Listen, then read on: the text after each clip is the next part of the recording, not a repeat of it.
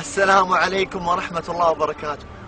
أبغاك وأبغاك وأبغى من نفسي إنه لما تسمع آية من آيات الله سبحانه وتعالى أو حديث من أحاديث النبي صلى الله عليه وسلم تشجعك على فعل خير معين، تشجعك على فعل طاعة معينة لله سبحانه وتعالى، أريدك أن تسارع وتسابق لفعل هذا الشيء. يقول الله سبحانه وتعالى في سورة الحديد: سابقوا إلى مغفرة من ربكم وجنة. خليني مع كلمة سابقوا. تخيل إنه في سباق حق 1000 متر وفي 10 متسابقين. المتسابقين هذولي لما أول ما يبدأ السباق إيش حيسووا؟ كل واحد يجري بأسرع ما يمكن، كل واحد يبذل كل جهد عشان حتى يصل إلى النهاية، صح؟ أنت لما تسابق حاول تبذل كل جهدك إلى ما تصل إلى النهاية. إيش النهاية؟ أن تموت، أن ينتزع الله سبحانه وتعالى روحك. طيب إيش الجائزة؟ هم جائزتهم ميدالية، جائزتهم كاس. أنت إيش جائزتك؟ جائزتين. يقول الله سبحانه وتعالى: سابقوا إلى مغفرة من ربكم. هذه الجائزة الأولى، مغفرة الله سبحانه وتعالى. وجنة عرضها كعرض السماء والأرض. هذه الجائزة الثانية، جنة واسعة عرضها كعرض السماء والأرض. والله ونعم الجائزة. معناها لازم تسابق وتشد حيلك مرة، لأن الجائزة عظيمة. فخلي السباق وخلي المنافسة في فعل الخير وخلي جهدك على قدر هذه الجائزة، أو على الأقل يعني حاجة توصلك، حاجة تقنع بيها أنك عملت ما يكفي عشان على الأقل تصل إلى الجنة أو تنال رحمة الله سبحانه وتعالى فيرحمك ويدخلك الله سبحانه وتعالى الجنة. لكن المشكلة الشيطان يحبط كثير من الناس ويعطي أعذار كثيرة. من هذه الأعذار يقول لبعض الناس: يا أخي أنت بعيد عن الله، وأنت فاسق، وأنت عاصي، وأنت مثلا تدخن، وأنت أصلا يا الله تصلي ومدري كيف. المسابقة للخيرات، الأمر بالمعروف والنهي عن المنكر، حسن الخلق، حفظ القرآن، أشياء هذه كلها هذه مو ليك، هذه للملتزمين، للمطاوعة، للمشايخ، للصالحين. مين قال لك الكلام؟ يضحك عليك. شايف كيف يضحك عليك؟ الله سبحانه وتعالى يقول: سابقوا إلى مغفرة من ربكم. كل الناس، كل المسلمين، أنت ما دمت مسلم سابق وأكثر من فعل الخير. بس الشيطان يبغى يحبطك، ما يبغاك تسابق إلى الجنة، ما يبغاك تسابق إلى مغفرة الله سبحانه وتعالى. فلا تلتفت للشيطان. وأصلا الواحد كلما كثرت ذنوبه مفروض الطريق الصح إنه يكثر من عمل الصالحات أكثر من غيره، لأن الله سبحانه وتعالى يقول في سورة هود: إن الحسنات يذهبن السيئات. فأفضل طريقة للتخلص من السيئات هي الإكثار من الحسنات. فأنت عندك سببين: أنك عندك سيئات كثيرة تريد تتخلص منها، وأنك تريد أن تسارع إلى مغفرة الله سبحانه وتعالى وإلى جنة عرضها السماوات والأرض. أيضا اسمع إلى هذا الحديث. هذا الحديث من أجمل الحديث التي تجعلك يعني تنافس في فعل الخير وتكثر من الإقبال على الله سبحانه وتعالى. يقول النبي صلى الله عليه وسلم أن الله سبحانه وتعالى يقول، فهذا حديث قدسي وهذا حديث في صحيح مسلم: أنا عند ظن عبدي بي. ثم يقول الله سبحانه وتعالى: وإن تقرب مني شبرا تقربت إليه ذراعا، وإن تقرب إلي ذراعا تقربت منه باعا، وإن أتاني يمشي أتيته هرولا. سبحانه. كلما تتقرب إلى الله سبحانه وتعالى من جوده ومن كرمه يتقرب إليك. فأنت تتقرب إلى الله سبحانه وتعالى بالطاعة وبعبادة الله سبحانه وتعالى. الله سبحانه وتعالى يرحمك ويوفقك ويعينك ويقبل هذه الأعمال ويزيدك ويهديك. وكلما زدت كلما زاد الله سبحانه وتعالى، مع أن الله مستغني عنا، لكن الله سبحانه وتعالى كريم. شفت كيف؟ فهذا يجعلك حتى لو أنت مقبل على الله سبحانه وتعالى وعندك أعمال خير، يجعلك تحط في بالك كلما زدت وكلما تقربت إلى الله أكثر الله سبحانه وتعالى سيزيدك.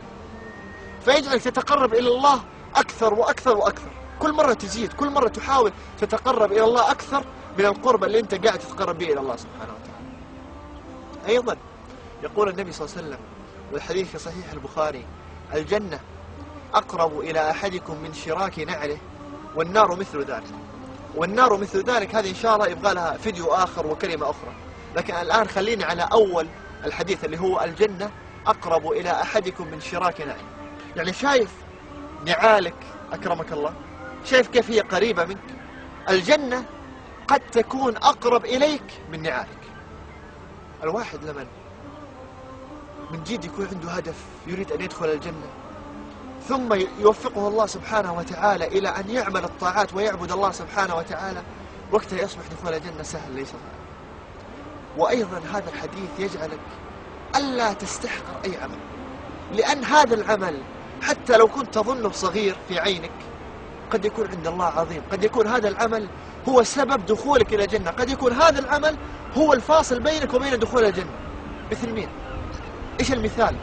في دليل على هذا الشيء؟ نعم، الحديث هذا في صحيح البخاري أن هناك كانت بغي من بغايا بني إسرائيل.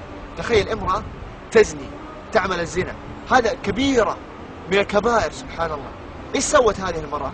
شافت كلب، الكلب هذا كان عطشان لدرجة كان حيموت، فسقت هذا الكلب مويه، فأنقذت هذا الكلب من الموت، فغفر الله سبحانه وتعالى لها بهذا العمل. شوف سبحان الله، لا تنتظر إن الأعمال والفرص الصالحة تأتي إليك. يا أخي أنت روح ودور على الخير، ودور على الأعمال الصالحة، دور على الفقراء والمحتاجين والمساكين والأرامل والأيتام وساعدهم. يا أخي حتى الحيوانات، لو قدرت تسقي حيوان، لو قدرت تأكل حيوان، لو قدرت تنقذ حيوان من التعذيب، أي عمل خير لا تعرف قد يكون هذا العمل هو سبب من أسباب دخولك إلى الجنة. وأيضا يقول النبي صلى الله عليه وسلم والحديث في صحيح مسلم: لقد رأيت رجلا، اسمع إلى الحديث، لقد رأيت رجلا يتقلب في الجنة. يا الله، يتقلب في الجنة. إيش سوى هذا؟ إيش العمل العظيم اللي سواه؟ تعرف؟ كمل اسمع الحديث: لقد رأيت رجلا يتقلب في الجنة في شجرة قطعها من ظهر الطريق كانت تؤذي الناس. شجرة كانت تزعج الناس وتؤذي الناس في الطريق، فشال هذه الشجرة وأماط الأذى عن الطريق، فأصبح يتقلب في الجنة. شفت كيف العمل الصالح هذا؟ عمل ناس كثير يغفلوا عنه، إماطة الأذى عن الطريق. يعني الناس أحيانا يقول يا أخي الأذى هذا للعمال للزبالين، هذه شغلتهم، إحنا مو شغلتنا. ما يمنع مرة من المرات يا أخي تنزل وتنظف، ترى هذه إماطة أذى عن الطريق تؤجر عليها. تنظف المسجد، تنظف حمام المسجد، تنظف أي حاجة تميط الأذى عن طريق الناس. هذه الأعمال ناس كثير غافلين عنها، لكن هي عند الله عظيمة. فأنت لا تحتقر أي عمل. لكن أولا قبل ما أكمل تشجيعي لك للإكثار من الأعمال الصالحة، أريد أن أعطيك منهج تمشي عليه حتى تمشي على الله سبحانه وتعالى على بصيرة من ناحية الإكثار من الأعمال الصالحة. يقول النبي صلى الله عليه وسلم أن الله سبحانه وتعالى قال، هذا حديث قدسي والحديث في صحيح البخاري: وما تقرب إلي عبدي بشيء أحب إلي مما افترضته عليه. يعني أعظم ما تتقرب به إلى الله هي الفرائض، الواجبات، هذا أعظم القربات إلى الله سبحانه وتعالى. فأنت لو من جد تريد أن تصل إلى الجنة، الفرائض: وما تقرب إلي عبدي بشيء أحب إلي مما افترضته عليه.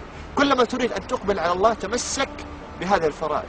ثم المرحلة الأخرى: وما يزال عبدي يتقرب إلي بالنوافل حتى أحبه. يعني تكثر وتكثر من النوافل حتى يحبك الله سبحانه وتعالى. وهذا اللي قاعد أشجعك عليه، أنك تكثر من النوافل، تكثر من الأعمال الصالحة، تكثر من الخير. وحط في بالك قول النبي صلى الله عليه وسلم في البخاري بعدما سئل أي الأعمال أحب إلى الله، قال: أدومها وإن قل. فالأعمال التي تداوم عليها ولو كانت قليلة هي عظيمة عند الله سبحانه وتعالى.